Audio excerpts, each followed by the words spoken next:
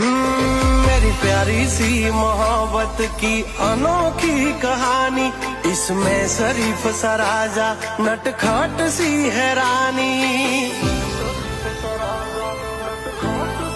हाँ मारा लाडना लडावेला हवे जट मोटा थावो, कुंवर माथी अमने हवे कुमार बनावो। हाँ उमर थई 18 હવે વિવાહનું વિચારો, વહુ રાણી થઈને વાલી મારા ખોરડે પધારો।